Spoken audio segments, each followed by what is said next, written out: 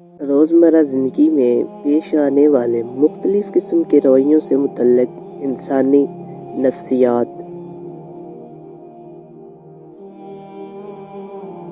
نفسیات کہتی ہے کہ اگر آپ چلتے ہوئے پیچھے مڑ کر دیکھنے کے عادی ہیں تو آپ گھر سے ملنے والے اعتماد کی کمی کا شکار ہیں۔ اگر آپ چھوٹی چھوٹی اشیاء سے چپٹتے رہتے ہیں تو آپ بچپن سے عدم متوجہ کا شکار ہیں۔ اگر آپ کو معمولی سی باتوں پر غصہ آتا ہے تو آپ محبت کی کمی کا شکار ہیں اور محبت کے متلاشی ہیں۔ اگر آپ اس کے بارے میں بات کرتے ہیں جس سے کبھی آپ پیار کرتے تھے تو اس کا مطلب ہے کہ آپ اب بھی اسی سے پیار کرتے ہیں۔ اگر آپ بیٹھے بیٹھے ہاتھ پاؤں ہلاتے رہتے ہیں تو آپ ذہنی انتشار کا شکار ہیں۔ اگر آپ سیدھی لائن میں بآسانی نہیں چل سکتے تو یقین کیجیے آپ تجسماتی خرابی کا شکار ہیں۔ اگر آپ ٹانگیں پیٹ کے ساتھ چپٹا کر سوتے ہیں تو آپ بچپن سے خوف اور عدم توجہ کا شکار ہیں۔ اگر آپ ناک میں انگلی ڈالنے کے عادی ہیں تو آپ کسی نفسیاتی الجھن کا شکار ہیں۔ اگر آپ کا بچہ افق یا آسمان پر نظر جمائے رکھتا ہے تو یقین کیجیے وہ روحانی دماغ اور گہری سوچ کا مالک ہوگا۔ اگر آپ زیادہ دیر تک سوتے رہتے ہیں تو آپ اصحابی کمزوری میں مبتلا ہیں۔ جو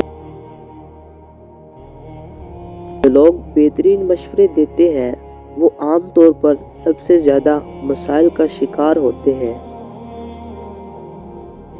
جو لوگ عام طور پر بہت اچھے ہوتے ہیں وہ اندر سے اتنے ہی زخمی ہوتے ہیں۔ جو لوگ دیر تک جاگتے ہیں وہ زیادہ تخلیقی، ذہین اور زندگی کے فیصلے میں بہتر ہوتے ہیں۔ جو لوگ اپنے کام کے دوران دوسروں کی مداخلت پسند نہیں کرتے وہ زیادہ اچھے ورکر ثابت ہوتے ہیں۔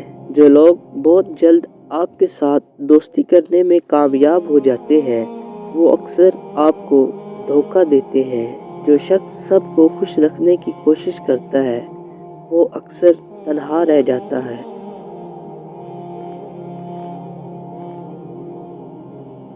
جو بچے جلد بولنا شروع کر دیتے ہیں ان کی یادداشت بہت مضبوط ہوتی ہے۔ جب آپ مسکراتے ہیں تو آپ کی توانائی کئی گنا زیادہ بڑھ جاتی ہے۔ جو کوئی آپ کا نام پکارے اور آپ فوراً جواب دے دیں یا سن لیں تو یہ صحت مند دماغ کی علامت ہے۔ جب آپ کسی سے ہاتھ ملاتے ہیں تو اکثر وہ شخص آپ کا ہاتھ فوراً نہیں چھوڑتا تو سمجھ لیجیے کہ آپ ایک بہت پر اعتماد شخص سے مل رہے ہیں۔ جن لوگوں کی سونگھنے کی حست بہت اچھی ہوتی ہے اور تیز ہوتی ہے ان کا دماغ بھی تیز ہوتا ہے۔ آپ کا ذہن ویسا ہی کام کرتا ہے جیسا کہ آرڈر وصول کرتا ہے۔ آپ کا سفر بہت ہلکا اور آسان ہو جائے گا اگر آپ اپنے ماضی کو اپنے ساتھ نہیں رکھیں گے۔ آپ عادتاً جو سوچتے ہیں ظاہر وہی بنتے چلے جاتے ہیں۔ عموماً دیکھنے میں آتا ہے کہ ایک بہت اچھے انسان کو اس کی فیملی ویلیوز نہیں دیتی جو دوسرے لوگ دیتے ہیں۔ شام 5 سے 7 بجے کے درمیان آپ کا دماغ زیادہ ایکٹیو ہو جاتا ہے۔ سفر دماغی صحت کو بڑھاتا ہے، دل کے دورے اور ڈپریشن کے خطرے کو بھی کم کرتا ہے۔ مختصر 1 یا 2 لفظوں میں جواب دینے والے لوگ زیادہ ذہین ہوتے ہیں۔ رونے والے لوگ اکثر نہ رونے والے لوگوں سے زیادہ مضبوط ہوتے ہیں۔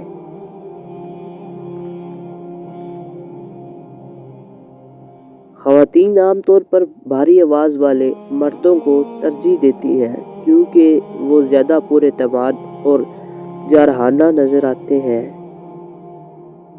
تجربہ کار لوگوں کے تجاویز کو ضرور سنیں کیونکہ وہ اپنی ناکامی کی وجوہات بھی جانتے ہیں۔ خود غرض لوگوں کی دنیا اپنی ذات تک محدود ہوتی ہے۔ آپ ان کے لیے کچھ بھی کر لیں، اگلے دن انہیں یاد نہیں رہتا۔ رات کو نیند نہ آنے کا مطلب ہے کہ آپ کسی خوف میں جاگ رہے ہیں۔ بعض اوقات حسد آپ کی دماغ کا طریقہ ہوتا ہے جو آپ کو دکھاتا ہے کہ آپ کس کی کتنی پرواہ کرتے ہیں۔ کبھی بھی کسی کے ساتھ زیادہ پیار یا دیکھ بھال کا اظہار نہ کریں کیونکہ یہ انسانی رجحان ہے کہ وہ ہمیشہ مفت کی چیزوں کو کم سمجھتا ہے۔ انسان جتنا ہوشیار ہوتا ہے اتنا ہی تیزی سے سوچتا ہے اور اس کی لکھاوٹ اتنی ہی سست ہوتی ہے۔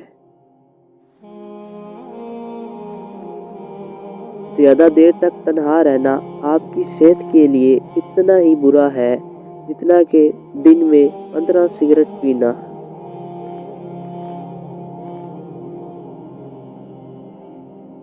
بہت سے نوجوان جو 9 سے 8 گھنٹے سے کم سوتے ہیں وہ چڑچڑے پن سے یہاں تک کہ ڈپریشن کا شکار ہوتے ہیں۔ اکثر بھول جانا دراصل ذہانت کی علامت ہے۔